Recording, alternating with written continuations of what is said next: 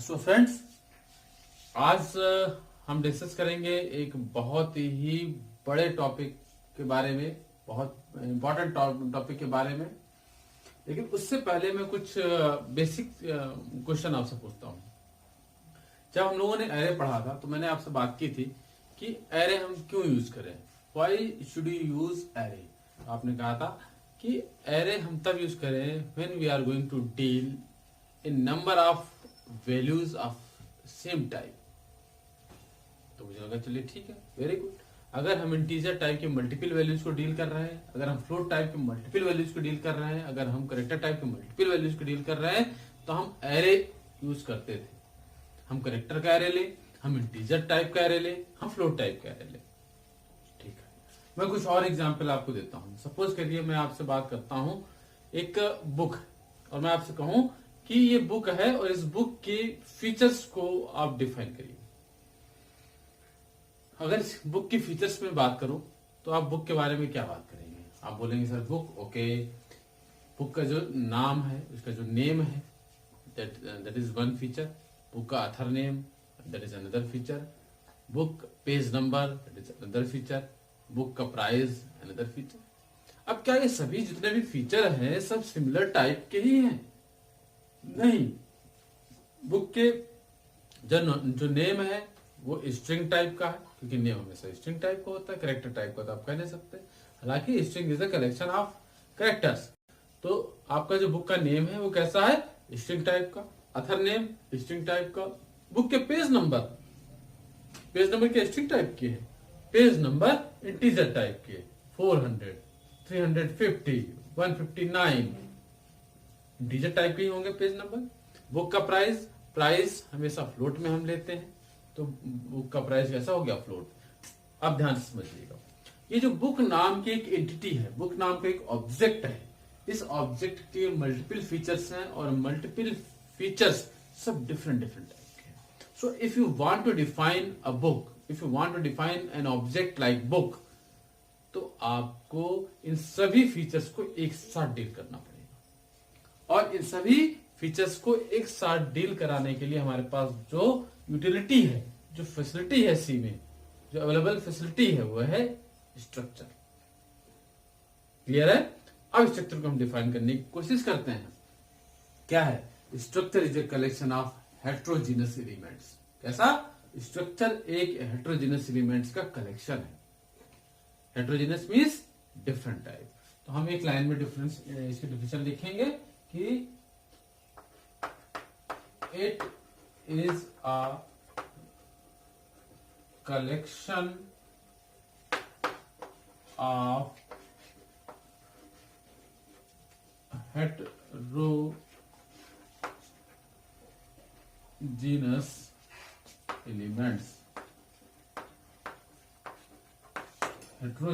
elements. It is a collection of heterogeneous elements. तो structure क्या है? स्ट्रक्चर heterogeneous elements का कलेक्शन है। heterogeneous means different type. heterogeneous means different type. Array कैसा था? Array homogeneous element का था, सिमिलर टाइप एलिमेंट्स का कलेक्शन था।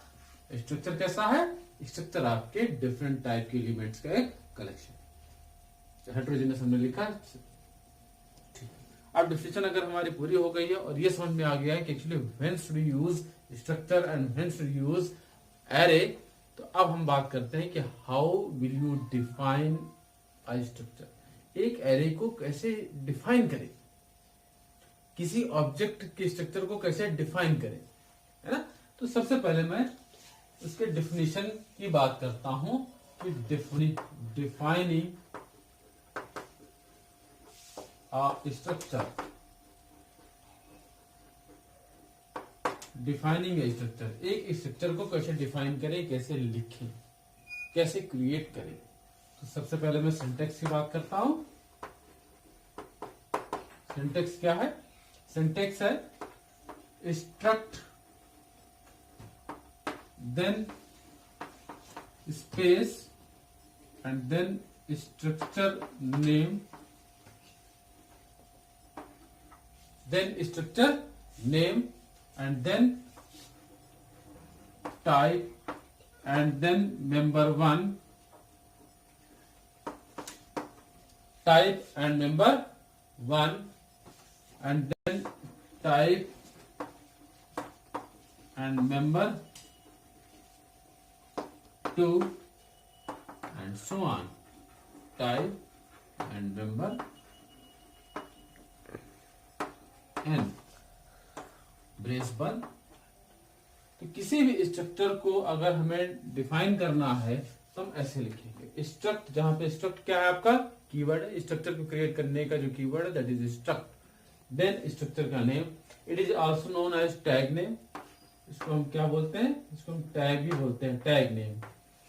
स्ट्रक्चर और यूनियन में इसे हम क्या बोलते हैं, टैग नेम। टैग नेम है और ये ऑप्शनल होता है, ये कंपल्सरी नहीं होता है, ये जरूरी नहीं है, आप इसे हटा भी सकते हैं। तो आगे के प्रोग्रामिंग में बात करूंगा कि how to eliminate this tag, इसकी जरूरत नहीं है। तो टैग नेम है, टैग नेम ऑप्शनल होता है। ठीक है, वापस आते हैं। स्ट्रक्ट कीवर्ड, देन स्ट्रक्चर का name, then brace, and then we will define all the members. हम सभी मेंबर्स को डिफाइन करेंगे। कौन से मेंबर हैं, ये वही फीचर है आपके, लाइक बुक का नाम, बुक के पेज, बुक का प्राइस, बुक का ऑथर नेम, बुक का publisher name, like all this. ये सभी इसके मेंबर हैं। हम सभी मेंबर्स का टाइप लिखेंगे, टाइप देन मेंबर का name, then member type, member 2 and so on. कितने मेंबर हो सकते हैं, n members can be there. And then after defining all the members, brace को क्लोज करेंगे एंड देन सेमीकोलन लगाएंगे। ये ध्यान रखिएगा, बहुत बी कॉशस। क्या है, सेमीकोलन लगाना है, यहाँ पे सेमीकोलन लगाएंगे और यहाँ से स्ट्रक्चर को बंद करेंगे। और ये सेमीकोलन ही बता रहा है कि स्ट्रक्चर आपका यहाँ से शुरू हो रहा और यहाँ पे खत्म हो रहा है। क्लियर है। अब हम इसका एक एग्जाम्पल लिखते हैं। एक एग्जाम्पल लिख रहे हैं और एग्जाम्पल वही लिखूंगा जब भी आपके साथ बात कर रहा था मैं। क्या एग्जाम्पल लिखा हमने example book and then what, char b name, then int pages, then float price, ऐसा। बुक नाम का एक स्ट्रक्चर बनाया और बुक नाम के स्ट्रक्चर के क्या क्या मेंबर है, उसका नाम, बुक का नाम। बुक का नाम कैसा होगा, स्ट्रिंग टाइप का। अगर वो स्ट्रिंग टाइप का है तो क्या लेंगे, कैरेक्टर का एरे, कैरेक्टर का एरे, कैरेक्टर टाइप का एक एरे दिख रहा है, कैरेक्टर टाइप का बुक नेम एरे। तो उसका टाइप और उसका नाम। देन पेजेस कैसा है, इंटीजर टाइप का, इंटीजर टाइप का दिख रहा है ऐसा। और फिर उसका एक मेंबर क्या है, प्राइस, वो कैसा है, फ्लोट टाइप का।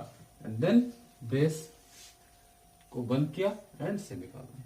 अच्छा, इससे ये समझ में आ रहा है कि जो ये स्ट्रक्चर है पूरा, बुक नाम का एक स्ट्रक्चर है, इसके मल्टीपल मेंबर्स हैं और सभी मेंबर कैसे हैं, डिफरेंट डिफरेंट टाइप के। एक इंटीजर है, एक फ्लोट है, एक कैरेक्टर, और उन कलेक्टिवली हमने उनको नाम क्या दिया, बुक। सो बुक नाम का एक ऐसा स्ट्रक्चर जिसके 3 मेंबर हैं और तीनों मेंबर अलग अलग टाइप के हैं। ठीक है, दिख रहा है। अब हम बात करते हैं कि अगर स्ट्रक्चर को आपने ऐसा डिफाइन कर दिया है तो इस स्ट्रक्चर के वेरिएबल क्या है। तो अब हम बात करेंगे इसके वेरिएबल्स की।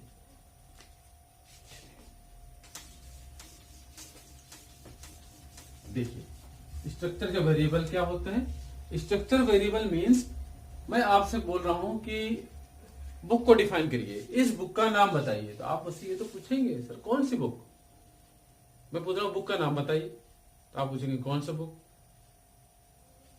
फिर मैं पूछता हूं ऐसा करिए कि बताइए कि इस बुक के पेजेस कितने हैं, कितने नंबर ऑफ पेजेस हैं। तो आप ये तो मुझसे पूछेंगे सर कौन सी बुक, आप ये तो बताएंगे। इट मीन्स हम उस स्ट्रक्चर का कुछ नाम दें। किस बुक का प्राइस, किस बुक के नंबर ऑफ पेजेस, किस बुक का ऑथर नेम, किस बुक का पब्लिशर नेम, किस बुक का नाम, है ना। तो जिस बुक की बात कर रहे हैं, जिस बुक की बात कर रहे हैं, that is the variable.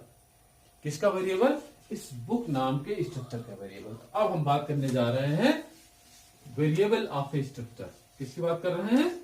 Variable of a structure. किसी स्ट्रक्चर के वेरिएबल क्या है?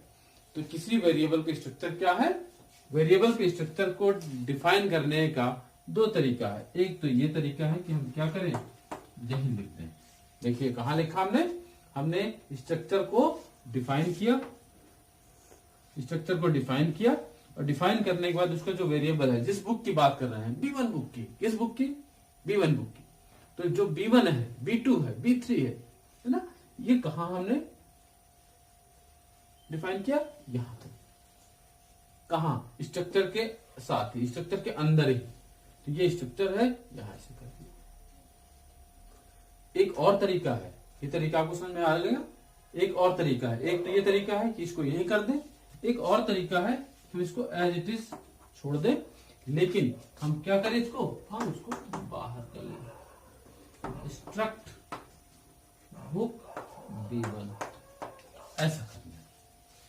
ऐसा करने के एक एडवांटेज भी है।